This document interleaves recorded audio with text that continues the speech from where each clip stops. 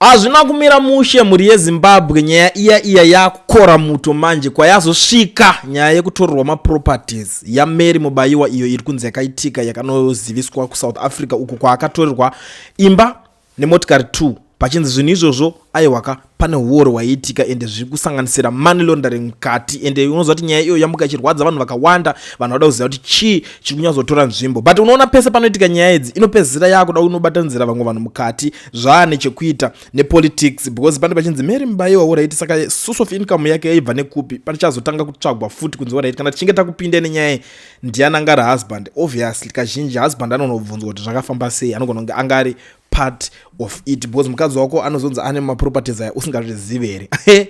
to be very honest pari kupisa muri yeZimbabwe ndadzoka one cool enda nosumudza ZANU-PF nechi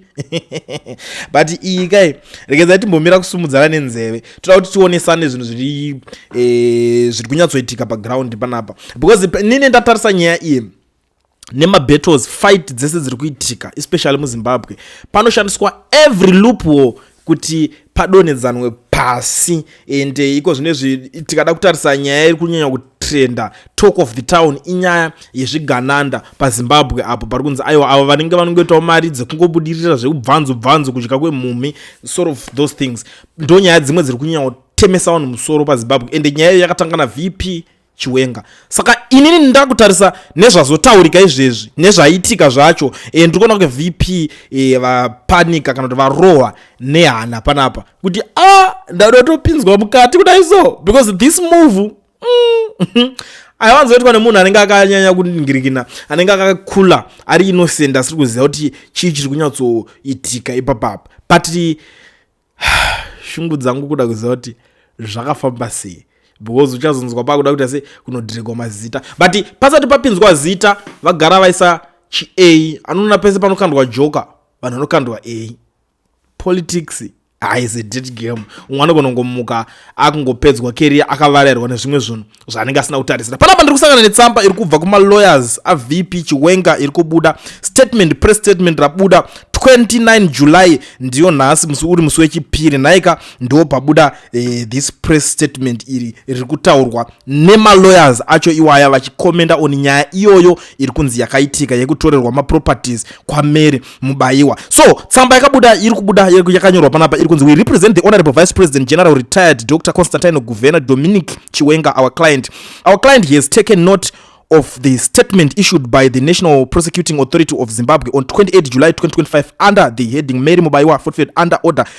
granted by Gauteng High Court, South Africa. Our client welcomes this significant development and commends the collaborative efforts between the National Prosecuting Authority of Zimbabwe and its South African counterparts in pursuing justice across borders. The ruling by the Gauteng High Court affirms the principle that proceeds of crime have no sanctuary within the region.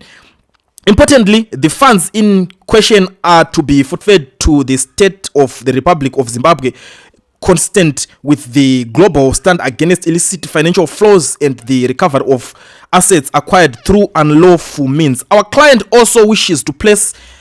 on record that upon becoming aware of the unlawful activities in question, the prompt reported the matter and he has since rendered his full cooperation to the National Prosecuting Authority. His actions were motivated solely by national interest and its furtherance of justice and accountability. The Honorable Vice President remains committed to upholding the rule of law and supporting institutions tasked with safeguarding the integrity of Republic.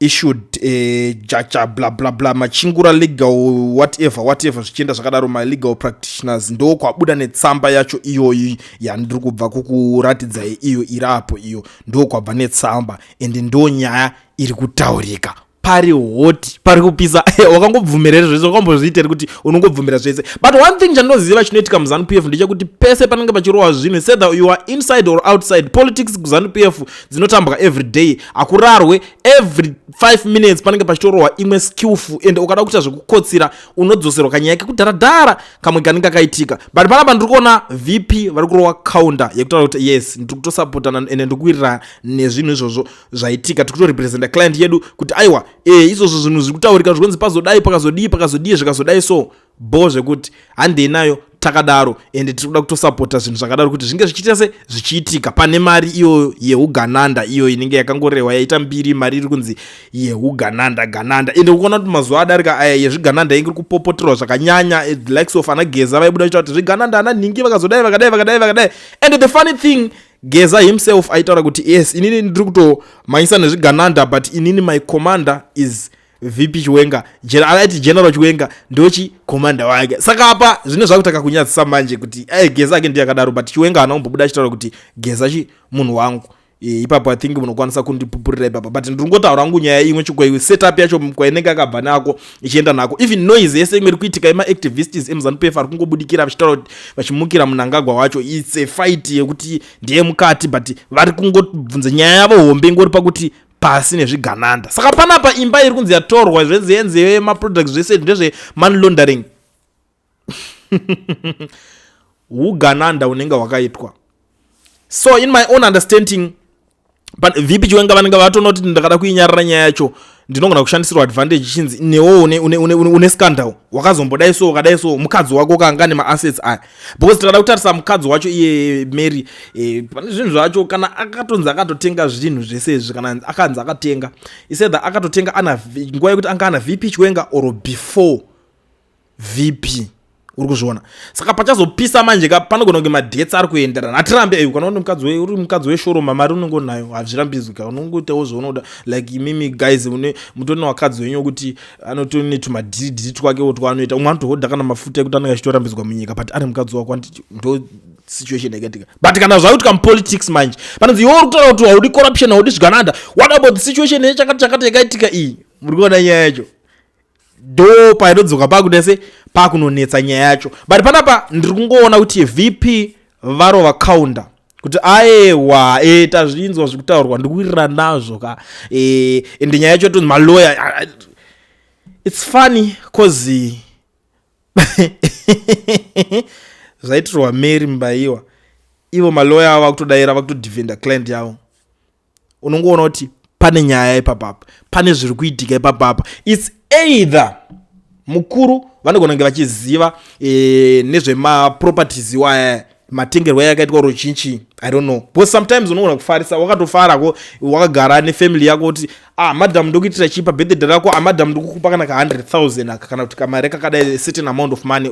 imari is reasonable it's normal unopa madam voto ndakuda kutenga ndakuda akwaya maproperties angu vonotenga kana outside the country kana kungoti paipe pairwara maybe pamwe ndo pakasara pakatengwa maproperties iwayo here